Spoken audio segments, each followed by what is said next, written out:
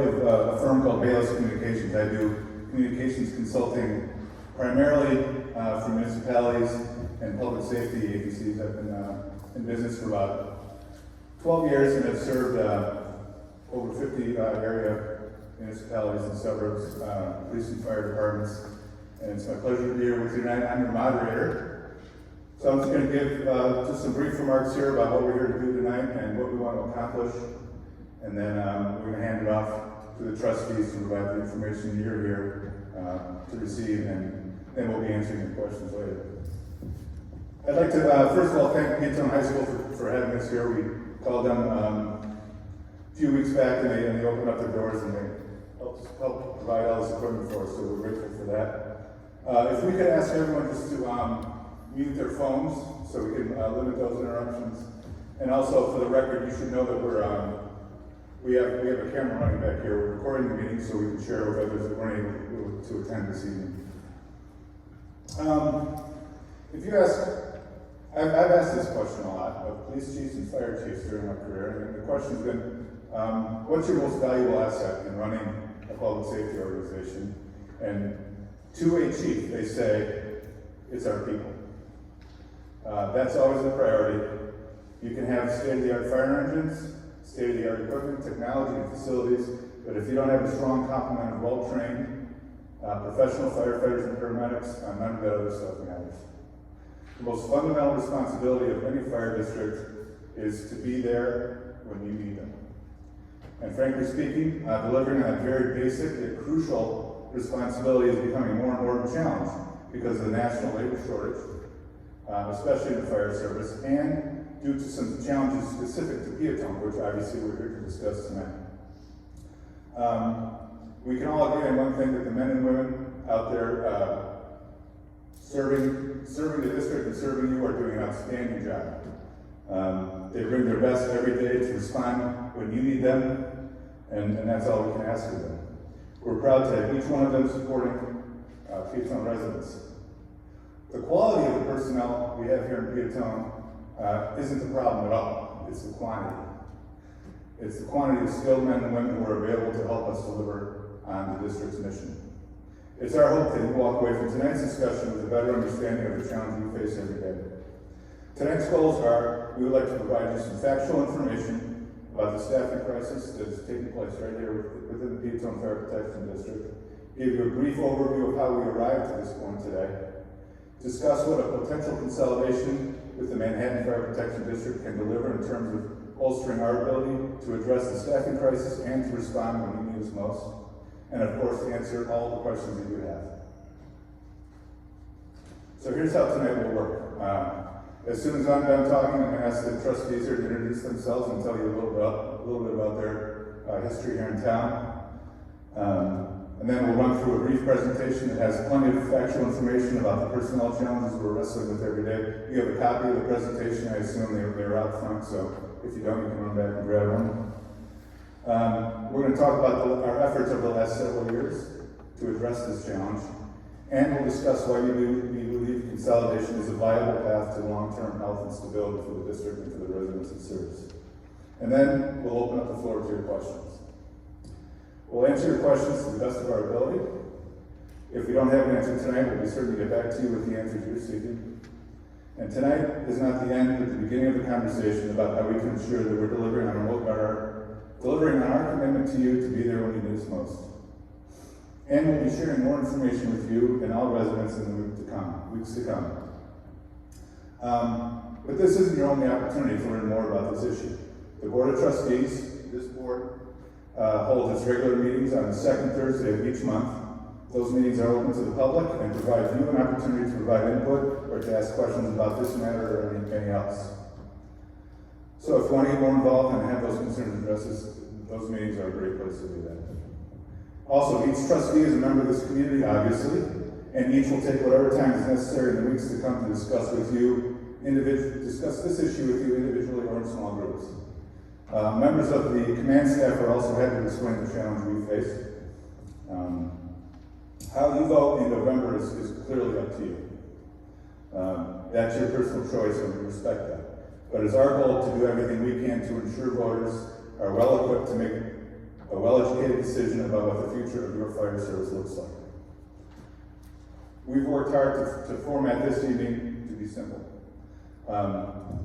That said, if there's anything you need from the presentation or from our answers that you need clarified or explained further, we're happy to do just that. And trust me, I've asked these guys plenty of silly questions over the years, or over the last several months, and several of them many times, because sometimes this stuff can be hard to grasp, the staffing challenges specifically. So now, I'd like to just ask the trustees to introduce themselves, and I'll hand the mic off to Board of Trustees President Brenda. Lifelong resident, joined the department in 1982 as a volunteer, switched to the fire board in 2005. Mike Shivers, lived here for, I don't know how many years it is. Family's been over here for generations. I was an active member for 6 years in the late 90s, and I've been a trustee for going on 16, 18 years now.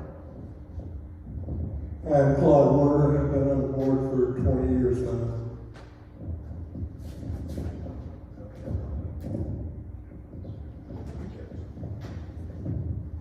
Okay, I'm Bill Osborne.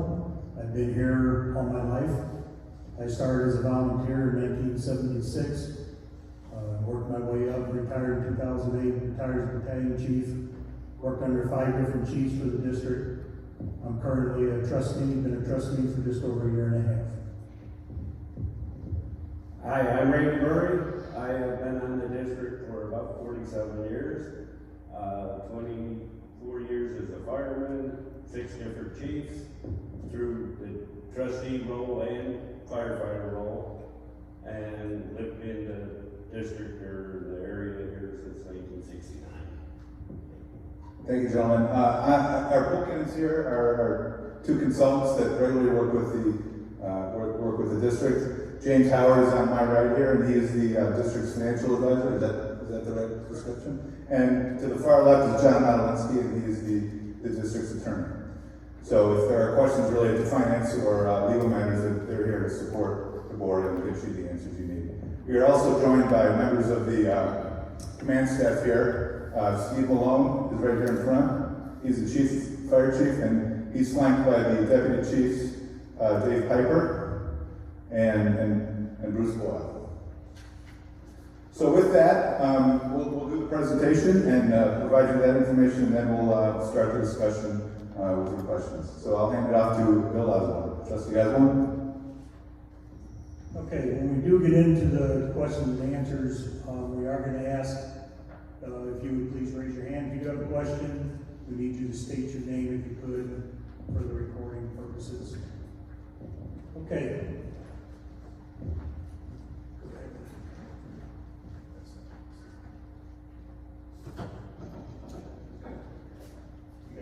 Oh, I've got to get the slide down. Okay. Sorry about that.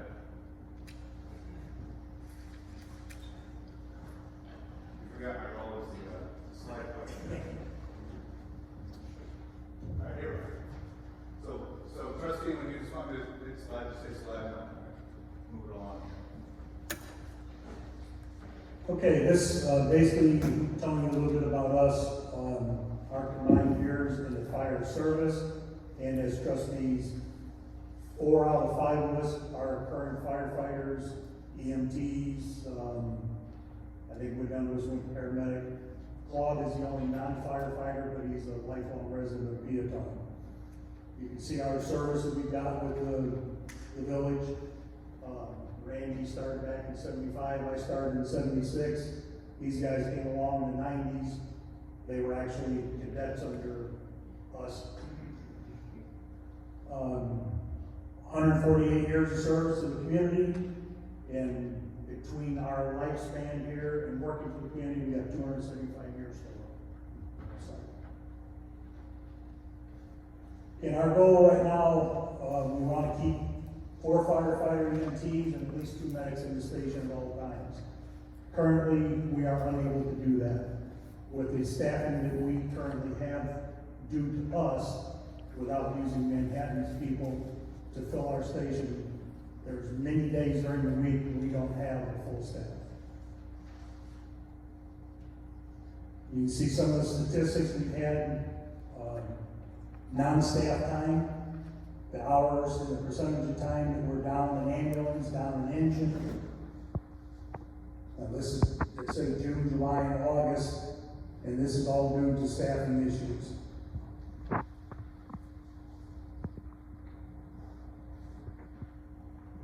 Yeah, over the last 8 years, the district has had an average of 65 to 70 personnel to fill shifts. We have actually hired 145 people, but through them coming in and leaving to take other full-time positions, because we are part-time, and they don't make the money here that they would make at a full-time position, where they would get a pension, they would get medical coverage and everything else.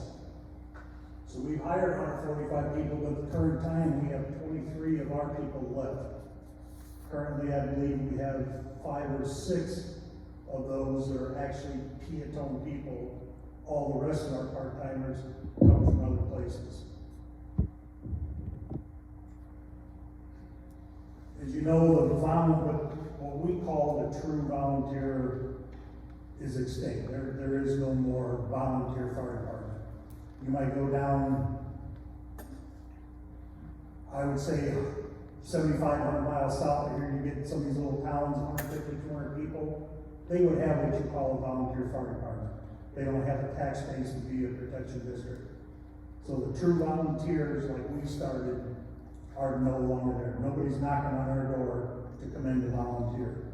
They are coming in looking for a full-time job, to raise a family, to build a home, own a home, whatever they're doing, just like we had to do to go on with our lives. We transitioned from volunteer to part-time and referendum in 2002, and we created 6 part-time positions between 2003 and 2015. And those were all part-time. The only full-time person we had at the time was the chief. And then when Bruce got hired, Bruce, what year was that? 2008?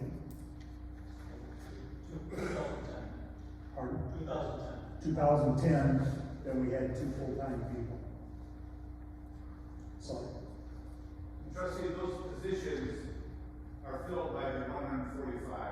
There are positions, but we have the staff members you hired to fill those positions. Is that accurate? Correct. Go ahead and check. Okay, the staff and board consider proposal to hire full-time personnel contracting with a third party. Something that we've discussed, and it's been done in other departments. New Lenox comes to mind.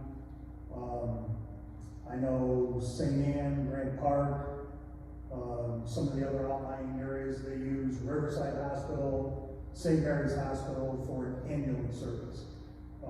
New Lenox, I believe, used Vandenberg at the time, and I think that's all changed. I know it leaks out there, other ambulance services. That's one thing that we possibly looked at doing at a huge expense. So it would be an outside agency coming in with their vehicles using our station.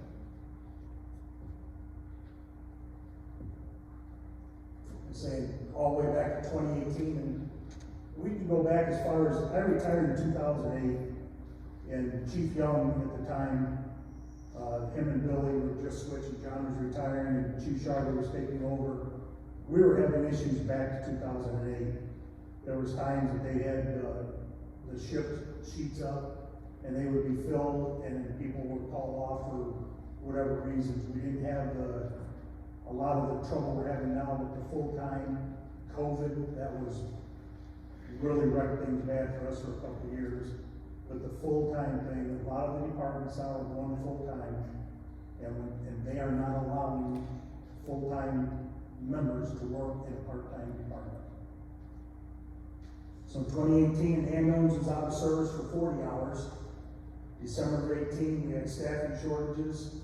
For 8 days, an ambulance was out of service for 7 hours. So staffing shortage, this is 2019 now, staffing shortage is 19% of the time. So 70 days during the year we had staffing shortages. So this is going back 4 and 5 years now. In 2020, there were shortages on 8 days, and primary apparatus down 24% of the time. And what you have to realize is when we don't have our full staff of 6 people, we can't get the equipment out the door that we need to get out. So if you got a rescue or you need a squad or a fire, whatever we got going on, you need minimum 4 people. So if we've only got 4 in the station, that leaves our station completely empty. We've got mutual aid that comes in. Pretty much all the stations now around are all on a mutual aid system. So when something big comes up, everybody's automatically toned out. That's why you'll constantly see coverage coming in here. Mantino, Moni, Beecher comes in once in a while, Manhattan comes in. That's all part of the mutual aid system. And it's the same way with us. If they need us, we went to Moni, I think twice today, if not yesterday too. We go to Moni, we go to Manhattan, we go to Mantino. But if we don't have the people in our station, we have to turn those calls down. We did do a search for, we were gonna use, kind of like, not really chiefs, but they would direct the work. We'd hire 3 guys, and they'd be shift officers. They would direct the work for their shifts. We put out applications, and I want to remember, because I was on the commission at that time, I think we had 21, 19 passed, 5 or 6 didn't show up. And out of the ones we had left, we had 1 that could actually be hired from that. And another guy was waiting for some credentials that he would not have been able to get for 2 or 3 months. So, and unfortunately, 3 of the people that were coming in were coming from another department they had retired from. One guy was 54 years old. So, you can see we didn't have a big pot to pull from. Needless to say, that failed. We need to fill 3 positions, we can only get 1.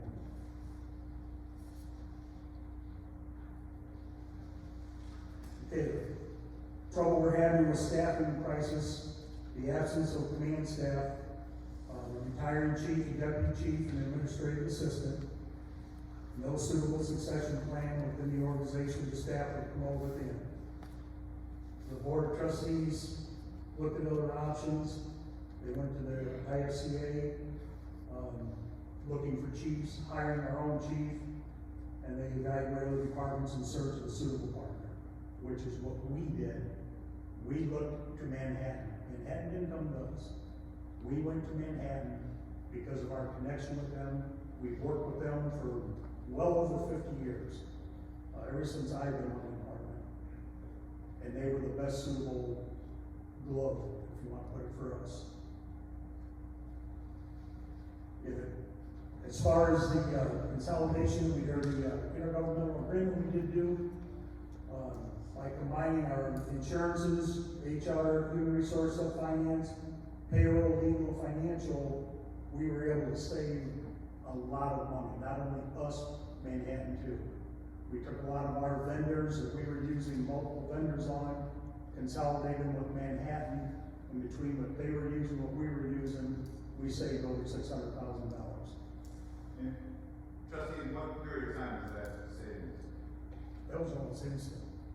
We got from 2020, the intergovernment, September of 20, I believe it's September of 20 that the IGA went into effect.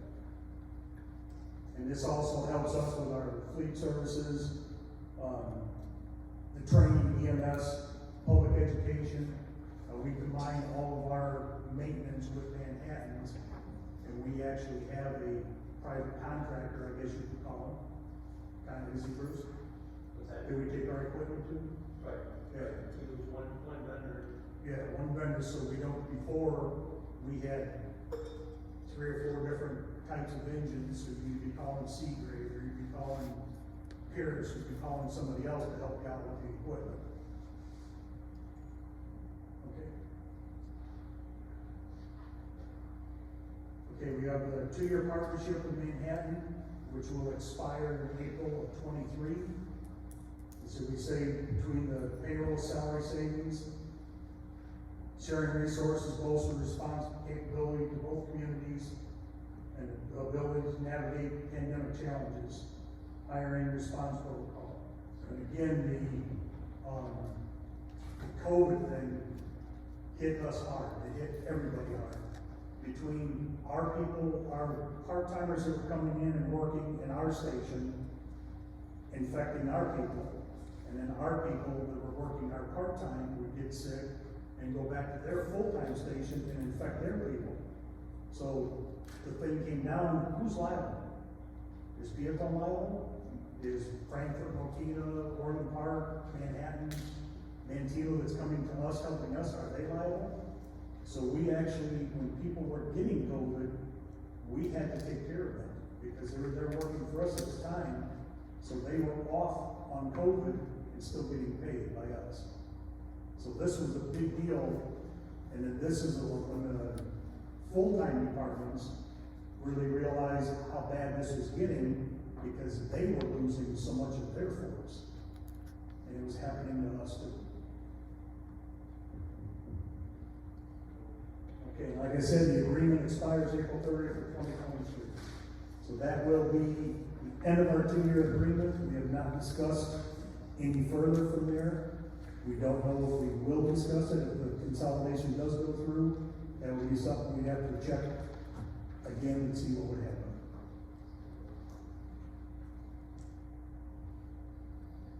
Okay, one thing from the consolidation will give you is reliable staffing every day on every shift.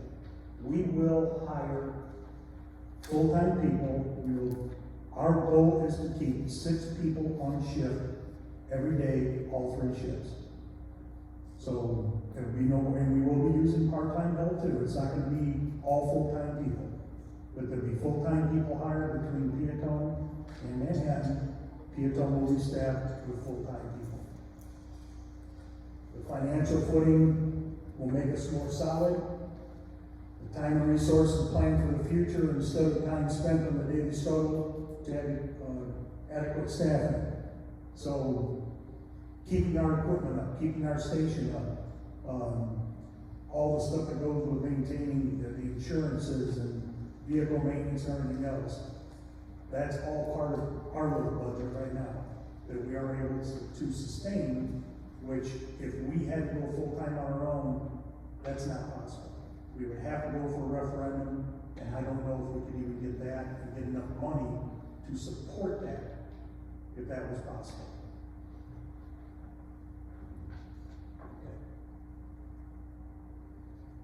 Okay, so if everything stays the way it is, instead of continued staffing shortages, we'll be relying on other districts to help cover us and the greater budgetary challenges if and when the IGA expires. So the IGA expires in April, we go back to our budget, we figure out what we're going to do to get people in our station, and then we have to start paying out more money with the money that we have now.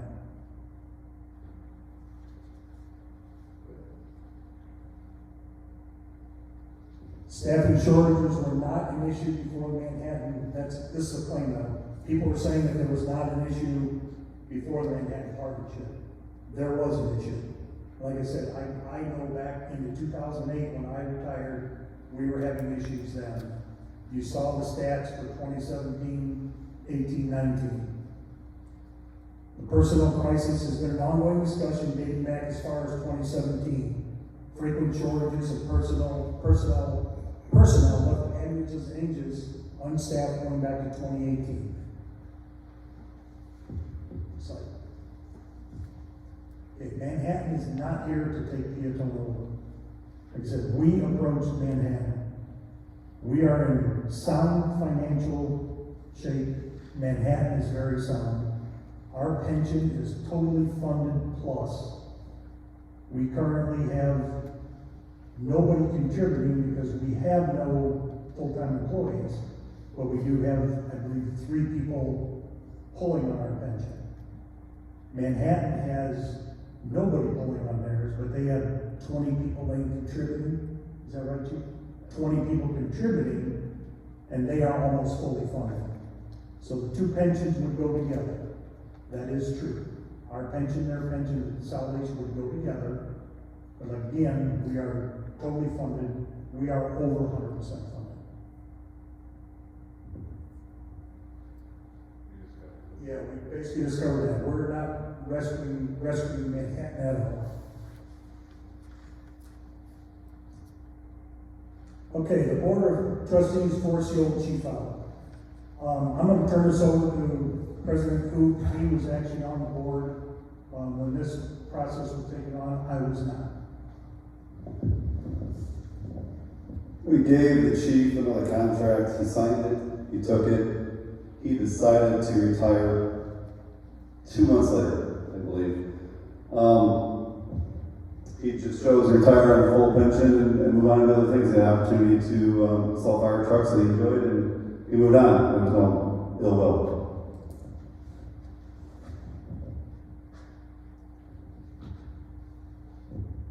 The administration is needlessly getting rid of crucial apparatus.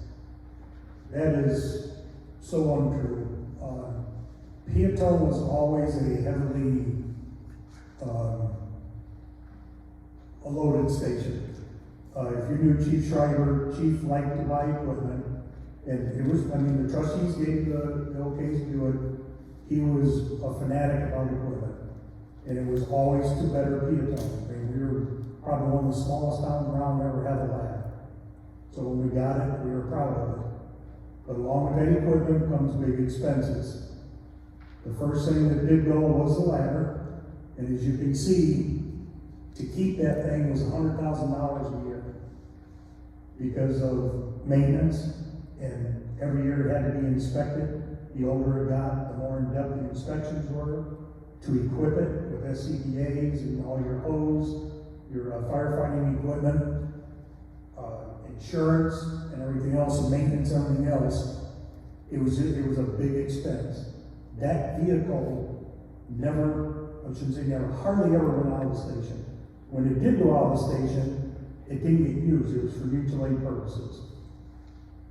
I believe, if I'm not 2020 or 2021, it went out 6 times and never went up. The ladder never got set. So it was basically a piece of equipment sitting there, not getting used. So it was the trustees' desire to get rid of it, to help save some more money, which we did.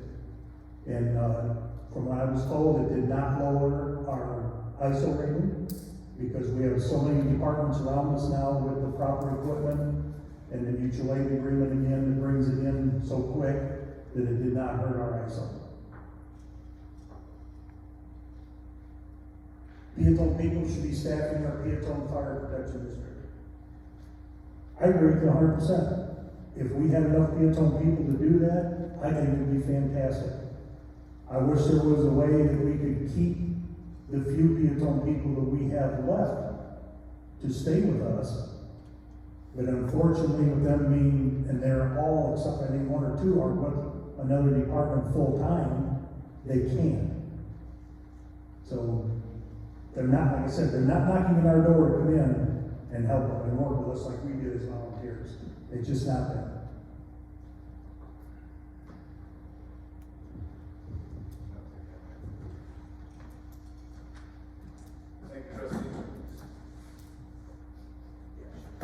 Thank you, Trustee Osborne. Any other trustees would like to add anything to the presentation, anything we missed? The big thing is Peotone is not broke. We are not out of money. We cannot afford to put full-time guys on our payroll and keep a budget. The number could be in that 40% range for benefits for a full-time guy. If we wanted to staff it, the 6 guys we have in shift, we cannot make it with our budget. Could we borrow money and do it and then go broke down the line and then become the broke district that wants to try to merge with somebody? We didn't want to do that. We wanted to get ahead of it and save the money and go with a quality fire district. Manhattan's got an ISO rating of 1. we were at 4. We're not going lower class, we're taking and going with the best in the area there is. Yes, speaking of all the personnel challenges, we should mention that you guys are hiring now, right? Absolutely. Would you like to provide a little info on that, if you're able to? Actually, right. Alright. And we're looking currently for part-time paramedics. The problem we're having is a nationwide thing. It's not a Peotone thing. It's everywhere. Paramedics, COVID kicked in, no one went to school, schools are canceled, the staffing went down. Every fire department, if you're not a big full-time or the neighborhood fire department, they're having issues finding people. There's not a lot of guys out there. The pool's small. And Peotone's just suffering because our district's not growing. We're not growing, we can't afford it. If we could put 10 people on, I'd love to. We can't afford it. Thank you. Okay, now, we can open up, the part of the evening to questions. There's